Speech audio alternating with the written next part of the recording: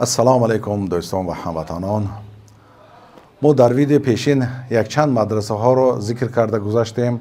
اکنون ما گذاریم به مدرسه که در شهر ادلیب هست. این شهر ادلیب به شهر پنجکند تاجیکستان خیلی مانند هست، دور از پایتخت و در حدود موجود هست. این ادلیب نه شهر کلان است و نه شهر مایده. باور کنید به پنجکند خیلی مانند هست. و احمد شهر پیش از شهر ادلیب را در زیر کنترل خودش گرفتنش بسیار حادثه های روی داد و بر این قصه نمی‌داریم. اگر به کسی لازم شد در الهایده سخن خواهیم کرد. و ما می‌گذاریم با آنه که احمد شهر بعد از گرفتن زیر کنترل خود شهر ادلیب را یک حکومت ساخت، یک مدرسه ساخت، یک سیستم ساخت که در آینده این خیلی تاثیر کلان آورد در این حرکت. پس روشنفکران، مجاهدین، سیاستشناسان، عالمان همه کسا در ادلیب می نشستند و فکر میکردند، راه حل را میکافتند. مدرسه های مبارز پیشین را می آموختند، خطاگی آنها را تحلیل میکردند، درس می آموختند، خلاصه راه حل را میکافتند که چطور مبارزه برند. زیرا که مقابل آنها غیر از نظام بشار اسد دولت های بزرگ هم بودند، به مانند روسیه، ایران، لبنان، عراق، امریکا کردها را دستگیری میکرد. آنها همه کسا می نشستند در ژنو، در استانه، در سوچی، در چند دولت ها می نشستند و برنامه ریزی میکردند. مجاهدین هم در ادلیب می نشستند و اینها هم برنامه ریزی میکردند، مبارزه میبردند که چیکار کنیم، ضد آنها چطور مبارزه بریم. نگاه کنید که ادلیب یک مدرسه ساختن و مبارزه میبردند و این دولت بزرگ هم نشستن و ضد آنها برنامه ریزی میکردند.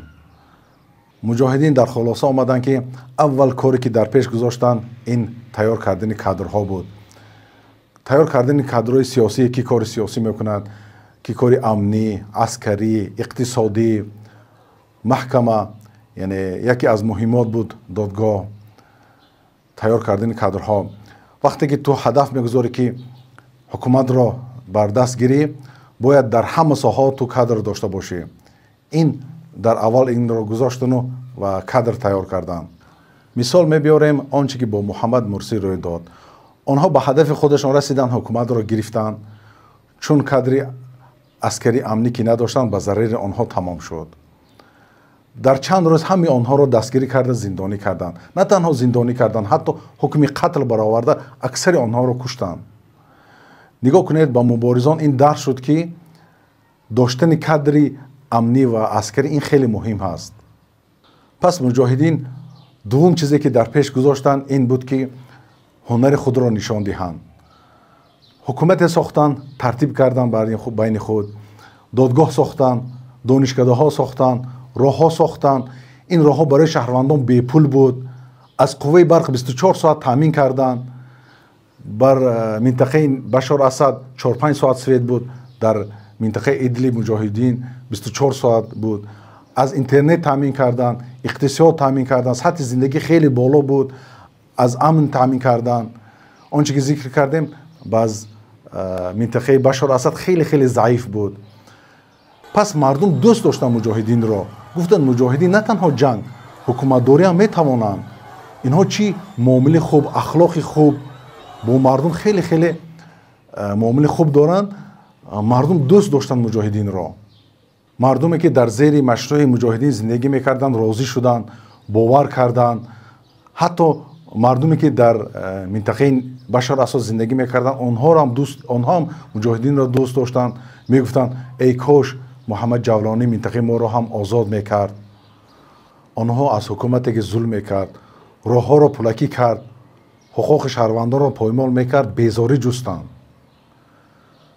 برای همین مجاهدین در 11 روز حکومت بشار اسد را چپه کردن، نیست نابود کردند. من هم چندین بار گفتم به حکومتداران، با مردم ظلم نکنین، حقوق شهروندان را پایمال نکنین، شما غمخوار ملت باشین، اگر نه این عاقبت خوب ندارد. شما با غضب مردم بازی دارین، با الله بازی دارین، احتیاط باشین. خب در مدرسه با برنامه ریزی با مردم نجاح یافتند.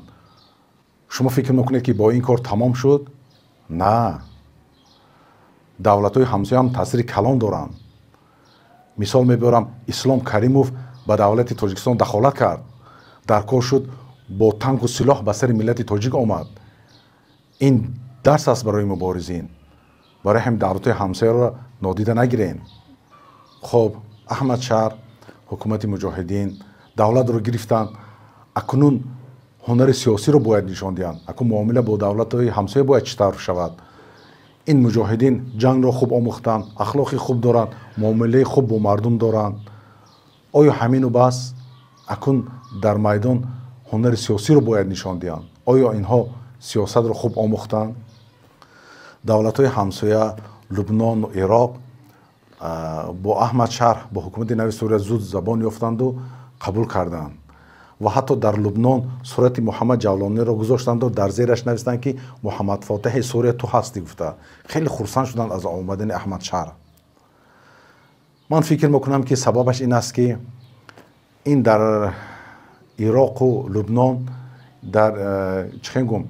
дар дилу ҷони инҳо зад ин шияҳои тунрави экстремистии ҷангҷӯ. онҳо харобӣ оварданд, гушнагӣ оварданд, давлатро қафомонда карданд. барои ҳамин вақте ки диданд ки аҳмадшаҳр ба сари қудрат омад, хеле хурсанд шуданду зуд қабулаш карданд. исроил бошад, на, ӯ розӣ нашуд, ӯ қабул накард.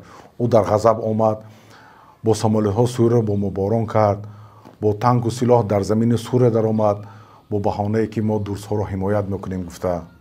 исроил барномарезӣ кард, хост қисми ҷануби Сурияро ҷудо карда ҳукумати дурсҳо месозад, пойтахташ Сувейда мешавад.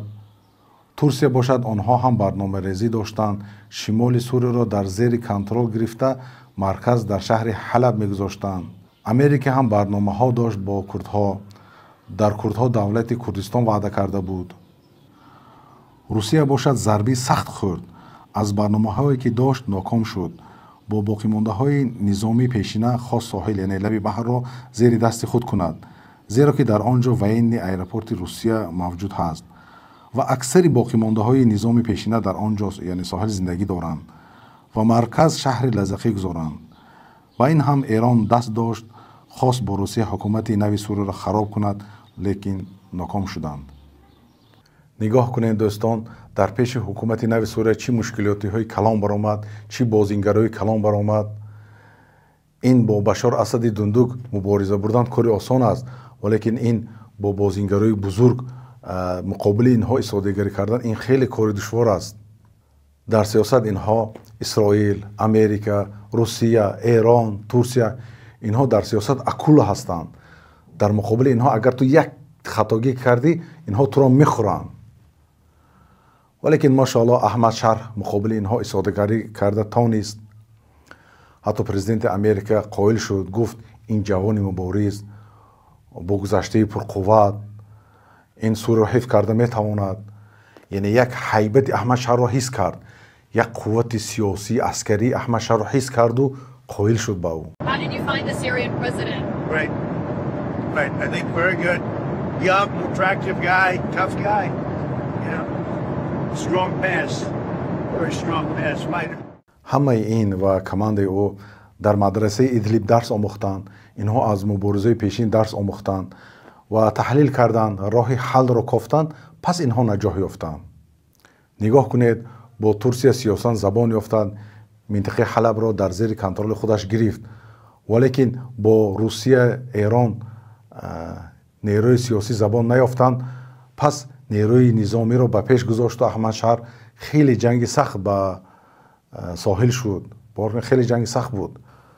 дӯстон ва ҳамватанон, нигоҳ кунед, ин чизи муҳим аст ки дар пеши шумо як мушкиле баромад, шумо сиёсан ин корро ҳал мекунед. агар ки нашуд, нерӯи низомиро ба пеш мемонед. барои ҳамин инро ҳар як мубориз бояд донад ки нерӯи сиёсӣ бе нерӯи низомӣ кораш ба пеш намеравад. агар шумо якте инҳоро дошта бошед, пас наҷоҳ нахоҳед ёфт.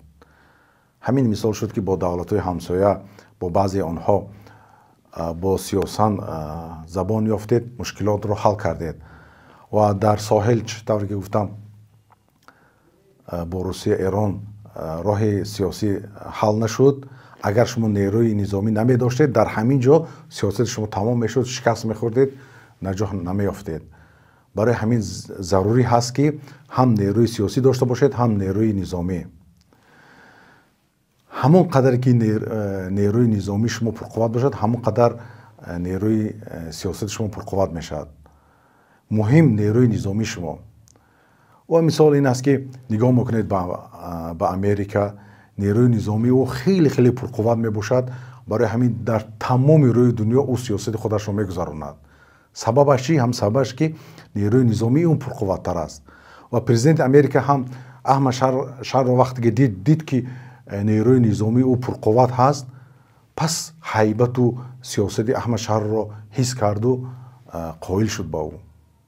хоб ва мисоли дигар ин аст ки баъд аз пеш гузоштани нерӯи низомӣ дар соҳил дар он ҷо наҷоҳ ёфтанд ва баъд бо курдҳо рӯпаро шуданд, валекин бо курдҳо сиёсат забон ёфтанд, сари миз нишастанд.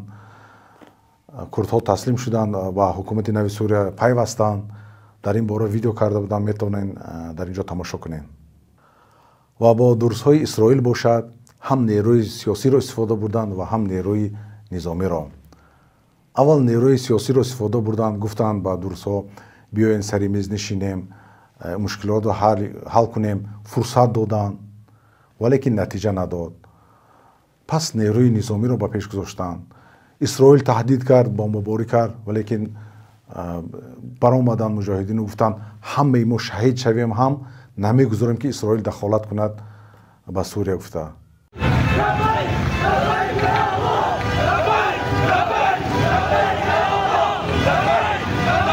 дар ин видео васеътар карда фаҳмондам, тамошо кунен. ин ҳам дар охир дурусҳо ҳам таслим шуданд ба ҳукумати нави Сурия.